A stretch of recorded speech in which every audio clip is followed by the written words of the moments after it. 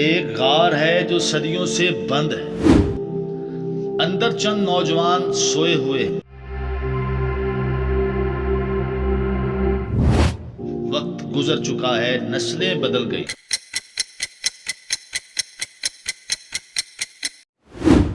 اور جب وہ جاگے تو دنیا ایک اور دور میں داخل ہو چکی تھی۔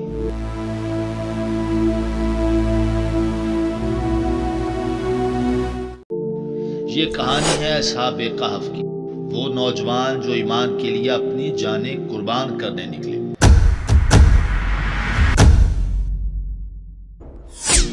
اور اللہ نے انہیں وقت کی قید سے آزاد کر دیا۔ یہ ایمان کی نیند تھی۔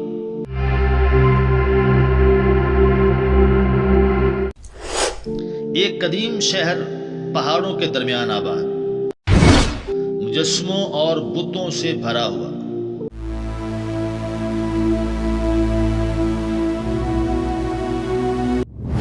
شام کے وقت جب سورج غروب ہوتا تو ہر دروازے سے دھواں اٹھتا۔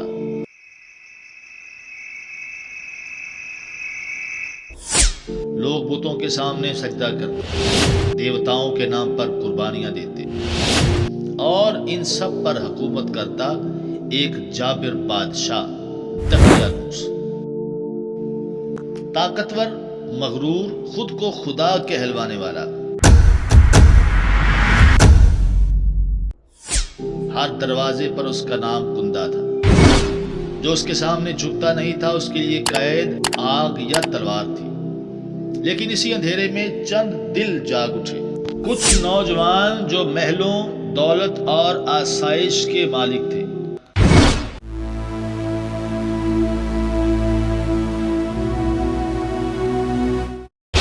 مگر ان کے دل اللہ کی طرف مائل تھے۔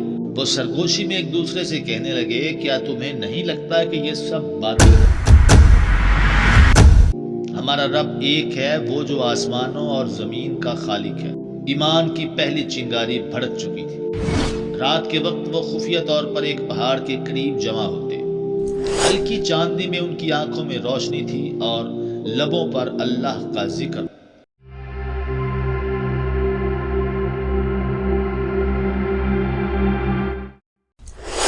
کہ ہم کسی مخلوق کے آگے نہیں جھکیں گے، ہمارا سجدہ صرف خالق کے لیے۔ ایک نوجوان جو سب سے بہادر تھا بولا، اگر ہمیں ایمان پر قائم رہنا ہے تو ہمیں قربانی کے لیے تیار رہنا ہوگا۔ ان کے چہروں پر خوف اور ایمان دونوں کی جھلک تھی، لیکن ان کے دلوں میں اللہ کا یقین اتر چکا تھا۔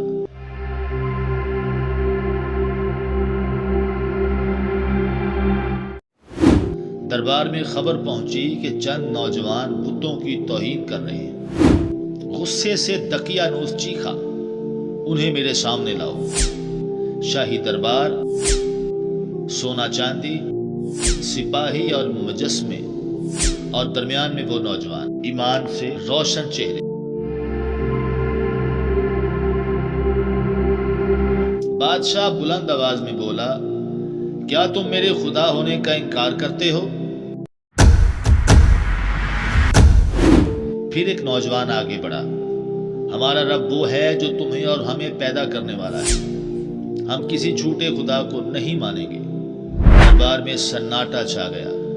دقیانوس کا چہرہ سرخ ہو گیا۔ اگر تم نے میری خدائی نہیں مانی تو موت تمہارا انجام ہے۔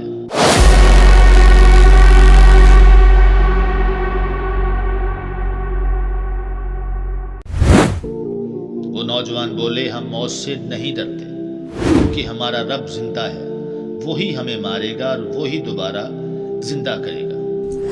یہ ایمان کی سب سے بڑی جیت تھی۔ رات کے اندھیرے میں وہ شہر چھوڑنے نکلے۔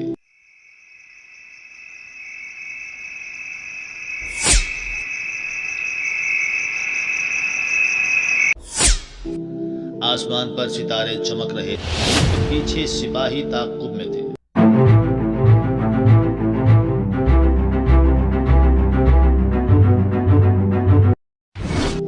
اور آگے ایک پہاڑی غار جسے وہ کہف کہہ کر پکارنے لگے۔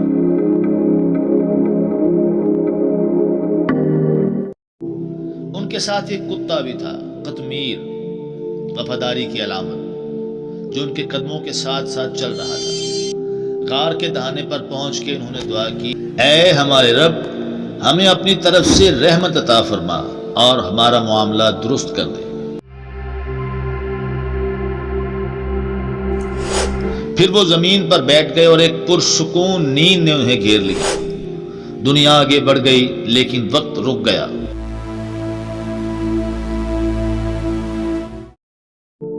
غار میں خاموشی تھی، صرف کبھی کبھار ہوا کی سرسراہٹ سنائی دیتی۔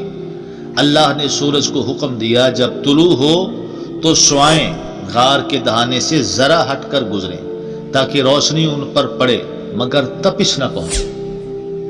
رات کو جب سورج ڈھلتا ان کے جسم پلٹائے جاتے تاکہ زمین انہیں نہ کھا جائے۔ ان کے کتے قطمیر کے بارے میں قرآن کہتا ہے کہ ان کا کتا دہانے پر اپنے دونوں بازو پھیلائے بیٹھا تھا۔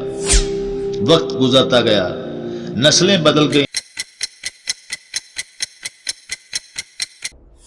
شہر تباہ ہوا، نیا شہر آباد ہوا، اور وہ غار میں سوئے رہے 309 سال۔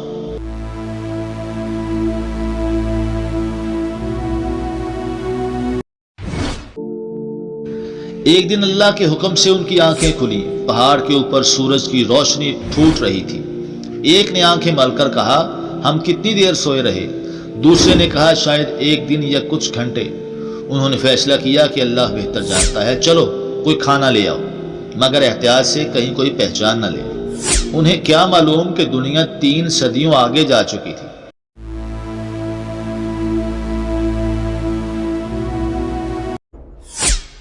جب ایک نوجوان شہر گیا تو اس نے کھانے کے بدلے پرانی چاندی کے سکے نکالے۔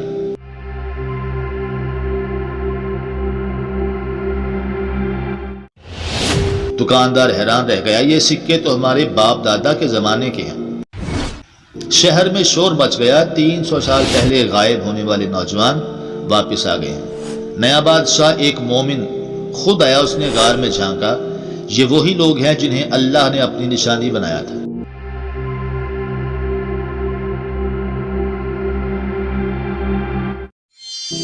اللہ نے اپنے وعدے کو پورا کر دیا۔ جب لوگوں نے انہیں دیکھا تو وہ اللہ کی قدرت پر حیران رہ گئے۔ اصحاب کہف کے دل مطمئن ہو گئے، انہوں نے شکر ادا کیا اور اللہ نے انہیں دوبارہ سلا دیا، اس بار ہمیشہ کے لیے۔ لوگوں میں اختلاف ہوا، ان کے مقام پر عمارت بناؤ، نہیں یہاں مسجد بنا دو۔ قرآن کہتا ہے اللہ ہی بہتر جانتا ہے وہ کتنے تھے۔